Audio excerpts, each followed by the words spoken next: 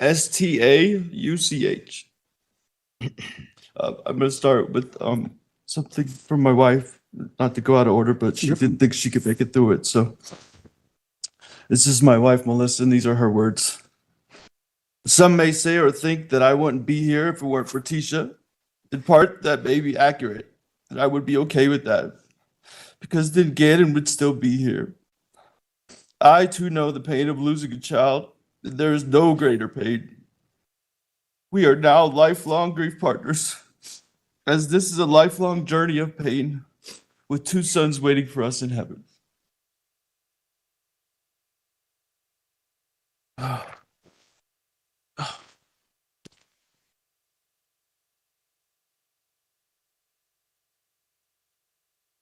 I have some words from my daughter Elena I will address in the middle of my speech, but they're written in yellow, so I don't know if I should leave it to a child. Out of the night that covers me, black as the pit from pole to pole, I thank whatever God may be for my unconquerable soul. In the fell clutch of circumstance, I have not winced nor cried aloud. Under the bludgeonings of chance, my head is bloody, but unbowed. Beyond this place of the wrath and tears looms but the horror of the shade, and yet the menace of the years shall find me unafraid. It matters not how straight the gate, how charged with punishment the scroll. I am the master of my fate. I am the captain of my soul. The poem I read is named Invictus, translated from the Latin means unconquerable. I quoted this same poem at Gannon's memorial here in Colorado Springs back in August of 2020. Why August of 2020? When his body was ripped to shreds on January 27th? Well, as we heard testimony to, his body was found 1,370 miles away. And then the process to identify his maggot-infested remains withheld him from us until July 2020. As I stated in my testimony on the stand, Gannon was born severely premature and barely filled my 2 hands the first time I held him. At the end of his life, after his body was cremated into a pile of ashes, he was ultimately no bigger than the first time I held him. As brutal as the wait became, I'm thankful to God and the bridge workers for finding him and returning his precious body to Landon and I quote the poem Invictus again, not to boast of my strength and perseverance, Your Honor, but to say to the world, I alone can control my actions and reactions. Your Honor, I refuse to allow anger to poison my soul and orient my life to a pursuit of vengeance. I refuse to allow pain to carry me through each day and promote the pursuit of medicinal retribution toward the offender. I refuse also to let my mind be clouded by inconsistency and emotions that deter me from the purpose in this life. Your Honor, the price I pay each and every day for this resolve is to only get pieces and parts of my son. Inconsistently through time. But the pain is too heavy, and the anger too overwhelming, and the desire for vengeance too vexing. Instead, each and every day I pursue peace. I seek joy in my life and let the love I have for my wife and family flow in and out of me like a mighty wave. As I told Tisha regularly at the end of our relationship, my joy is mine alone, and she cannot rob me of that. I will learn to experience G more and more as time goes on, but as I did my best to instill into his precious soul, love, joy, service, and kindness are the pathway to take in life. This picture shows that in the 4th grade, he already had a mind for service.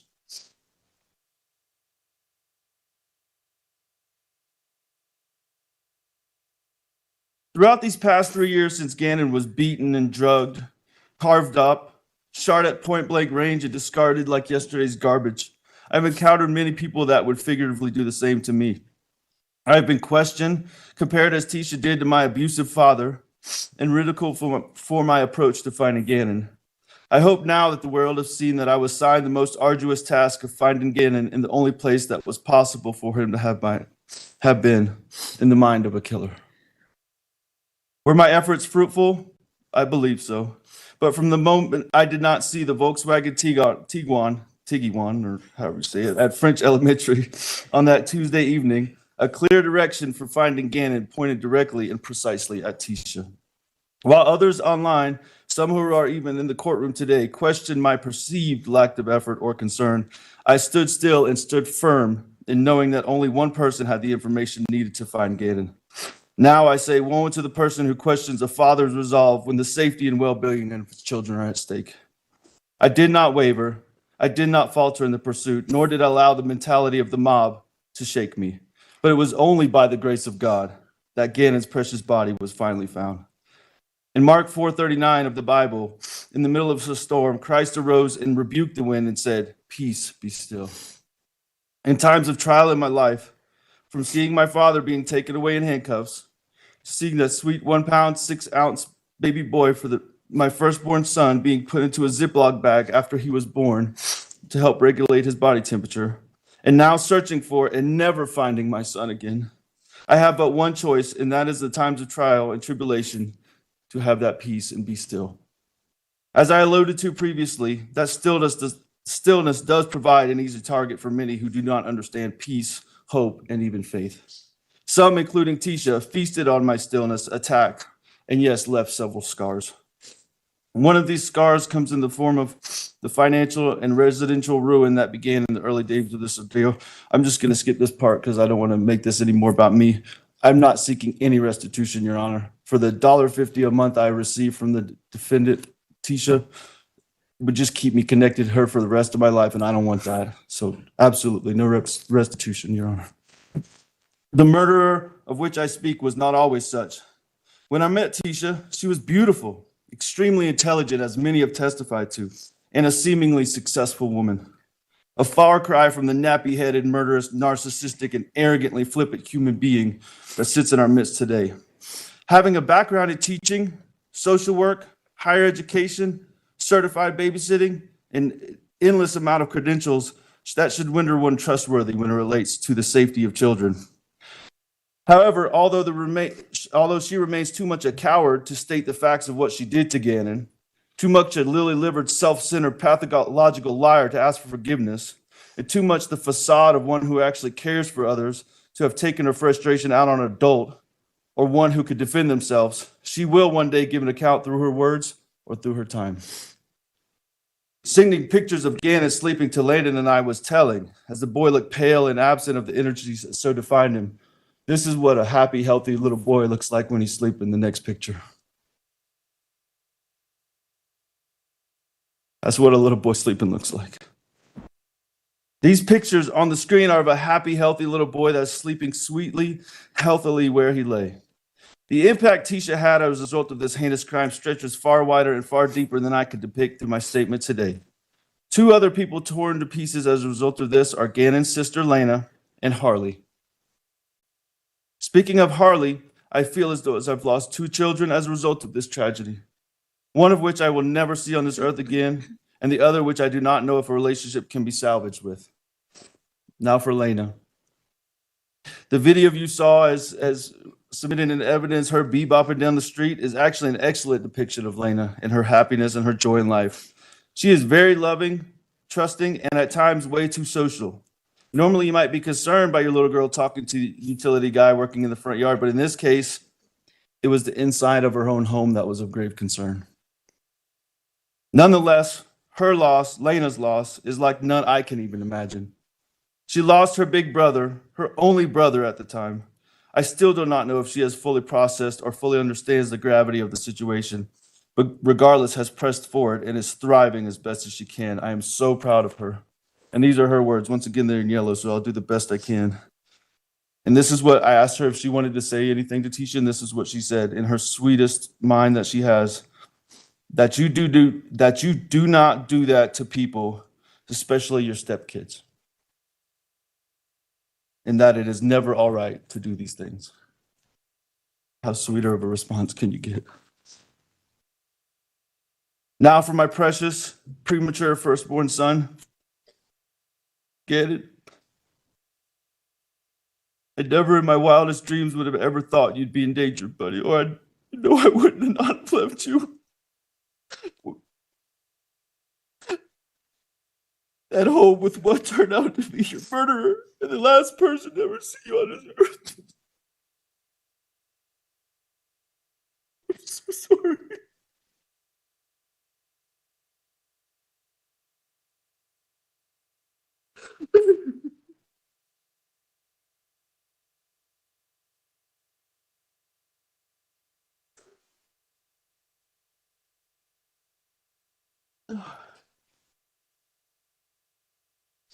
Through a father's eyes, children are truly a gift from God and among the best and most perfect creations God can make.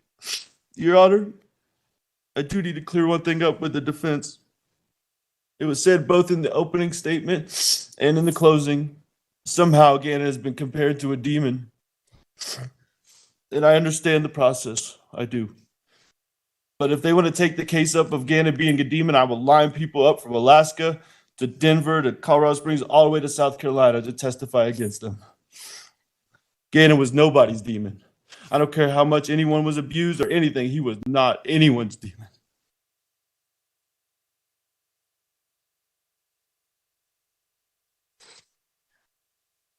Oh, okay. Gannon was truly my buddy. Very recently, before he died, the most alarming thing he did was call me dad. Up until age 10 or 11, I was daddy. But in the last months of his life, I was just dad. A signal that he was coming into those junior high, pre-teenage years. Another amazing thing that is he finally started asking me regularly to play ball with him. He was never too much into sports for most of his life, but that last 6 to 9 months, he really started enjoying playing ball. Some of the most memorable times were him running little 5-yard football routes in the street in front of our house. Most of the time he dropped the ball, but he kept asking, let's do it again. I almost had it that time, Daddy. Oh, and that Nintendo Switch. One of the most difficult pieces of evidence to give up was his Nintendo, because that probably has the most of him on it. Knowing I may never see that again is truly devastating. For him, many of his games were not just games, but a challenge to overcome, as I made him beat specific games before I would buy him the next one. I remember not long before he died, him beating the old school Zelda game he had. As he felt he was getting close to beating the final monster, he paused it, ran upstairs, and we sat at the kitchen island, and he beat it right there together with me. He was as excited as I ever saw him. With all of that and all of the pain of only being able to see him play through the one YouTube video he was able to make, which I'm about to play, I can sleep in peace at night because the father I am and the son he is was culminated as always in our final embrace as he ran out of arms and downstairs to watch Pokemon, I in his heart and he in mine. If we could try to play that video, just maybe the first 10 or 15 seconds of it.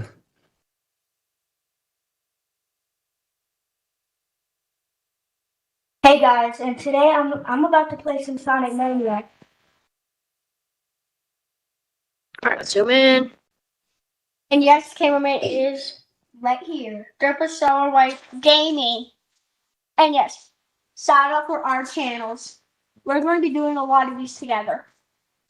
Give a shout out to him, his channel, Freedom. Thank you. I was one of the many he hoped to make and the only one he was actually able to make. I do want to add something that I don't have in my speech that me and Landon already had a conversation about this, and I owe her an apology as well as she already gave me one, that we allowed Tisha to manipulate us into some of the pain and disagreements that we had between one another. And Landon, I'm sorry. But I will say this. Tisha was not the glue to keep everything together. She was not the answer. And this is not a jab, Landon, okay? But Lena still lives with me. Tisha, you were not the answer. Now, Your Honor, if I have any influence on the final sentence for Tisha, first I ask to be stripped of my last name immediately.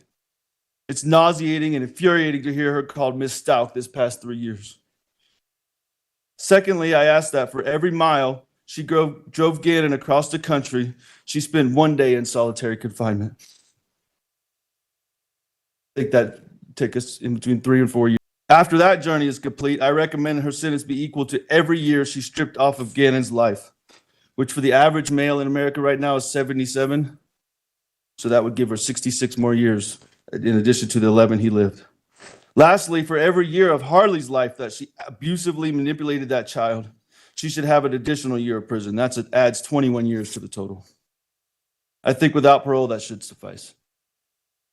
I pray also that Tisha lives the fullest and happiest life that any inmate possibly can live.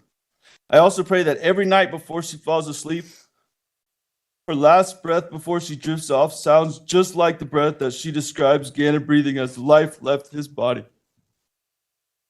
And that all through her sleep, she dreams of all the fun they had at Disney and other places we went throughout our time together. And that every morning as she is about to wake, the end of her dream, the last words Gannon spoke or screamed or cried, "Tisha, stop! You're hurting me. Why, Tisha? Daddy, help me. I want my mommy. Why couldn't you let her just be a mama's boy? That's all he wanted to be. He just loved his mama. I wish she would." In conclusion, I would like to share a picture of Gannon in his final state and find a resting place, and thank everyone that has had a positive impact on my family and I. To everyone that has shared the positive impact Gannon has had on your life, from a proud and broken father, from the bottom of my heart, I thank you. I'd like to pause until we can get that last photo up.